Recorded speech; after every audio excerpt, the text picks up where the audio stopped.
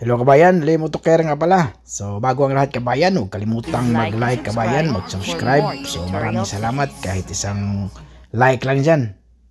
Malaking tulong na yan sa channel ko. So ayan kabayan, literal na repair, body repair tayo ng kotse ngayon. So magandang trabaho natin ngayon. Ito yung trabaho ko talaga sa Pilipinas, yung i-repair ang mga ganito kalawang, hindi yung bangga. So dito ako na train sa Pilipinas. Pero dito kabayan, bihira lang ganito kabayan. Mga naka-repair ako ng ganito kabayan, yung body repair na mga rusty car.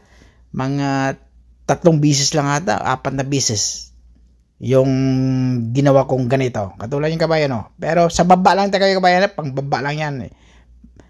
Hindi ko nasubukan yung pintuan na ni-repair ko, bali panel kadalasan.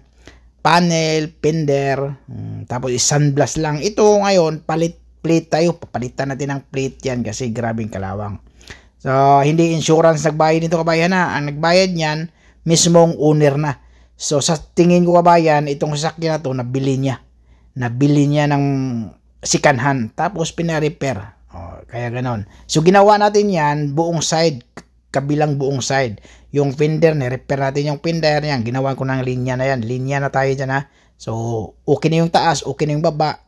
320 na yon, tapos sabay liha ng machine na 320, tapos primer na yon. So, pagkatapos doon ako sa panel.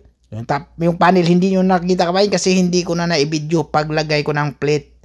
Bali, spot lang tayo, hindi tayo gumagamit ng acetylene.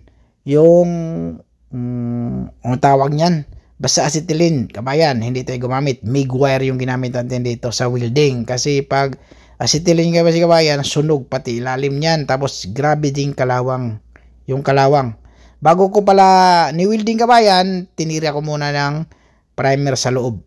Tapos yun lang, plate. Palit ng plate. Tapos siniting ulit natin yung running board para makita natin yung alignment dyan.